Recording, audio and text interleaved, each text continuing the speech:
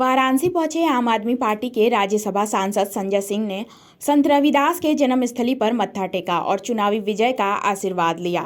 उसके बाद संजय सिंह ने वाराणसी मुख्यालय स्थित चुनावी कार्यालय पर प्रेस वार्ता की और भाजपा सरकार पर जमकर निशाना साधा। देखिए हमारे संवाददाता गौरव मारुति की ये रिपोर्ट।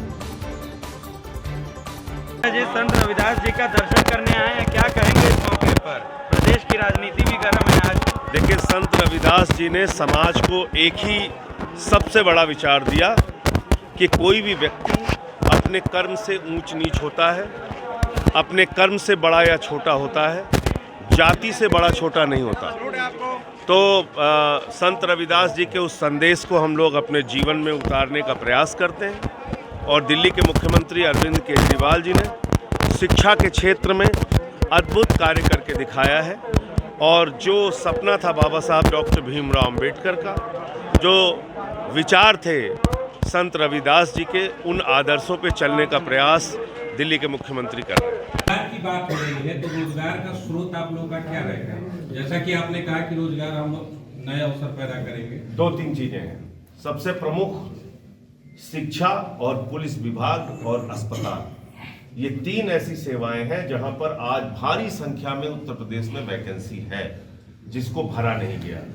भारी संख्या में डिग्री कॉलेजेस में, जूनियर हाई स्कूल में, प्राइमरी स्कूल्स में, जहां पर बच्चे ज़्यादा हैं, टीचर कम है और विद्यालय बिल्कुल जिसको आप कह लीजिए शिक्षक विहीन है, उन जगहों पे भर्ती की जाएगी। दूसरा, पुलिस की भर्ती अगर आप देखें तो जितनी संख्या और जितनी आबादी है, लॉ एंड ऑर्डर को मेंटेन करने के लिए पुलिसिंग की व्यवस्था उत्तर प्रदेश में नहीं है, वहां पर हमारे पास अवसर है।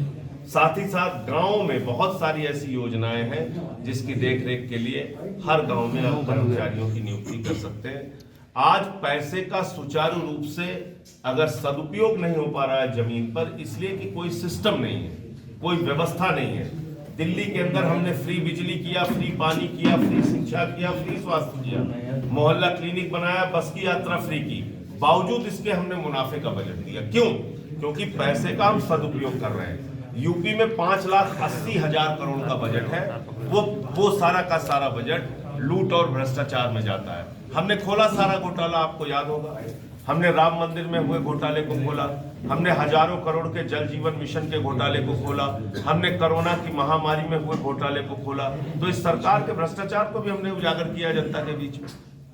2014 में केजरीवाल जी बनारस से चुनाव लड़े थे और बनारस की जनता ने अपना पूर्ण समर्थन दिया था उनको और 2.25 लाख मत उन्हें मिले थे। 2014 के बाद केजरीवाल जी कभी बनारस आए नहीं। देखिए, ये सवाल हमसे बार बार पूछा जाता है, लेकिन मैं ये कह रहा हूँ कि आम आदमी पार्टी का एक राष्ट्रीय स्वरूप है। तकनीकी रूप से हम भले ही कोई राष्ट्रीय पार्टी नहीं है, अभी हो सकता है 10 मार्च के बाद हो जाएंगे, लेकिन हमारा जो फुटप्रिंट्स है, जो हमारा काम है, वो पूरे देश में फैला हुआ है और संगठन के लिए हर जगह, अभी यूपी भी आए थे, अयोध्या भी गए, लखनऊ भी आए, मेरठ भी आए। तो ऐसा नहीं है, जहाँ जहाँ एक नेता है और उनका पूरे देश में भ्रमण लगता रहता है। कुमार विश्वास ने और हम लोग तो दिन रात काम कर ही रहे हैं आपके बीच में। संजय जी, कुमार विश्वास ने अरविंद केजरीवाल को अलगाववादियों का समर्थक बताया, क्या कहेंगे इस पर? मैंने सुना नहीं कुमार विश्वास ने। बसपा इस बार दलित ओबीसी के साथ साथ ब्राह्मणों को साथ रही, तो ये सोशल इंजीनियरिंग का फैक्टर कैसे देख रहे हैं आप? नहीं, बसपा का ये सोशल इंजीनियरिंग का फैक्टर पहले चल चुका है एक बार 2007 में, लेकिन आज की तारीख में बहुजन समाज पार्टी और भारतीय जनता पार्टी एक ही है, तो उसमें कहीं कोई फर्क नहीं है। लोग इस बात को जान रहे हैं, समझ रहे हैं। बीएसपी वास्तव में चुनाव लड़ नहीं रही है, वो एक औपचारिकता पूरी कर रही है इस चुनाव।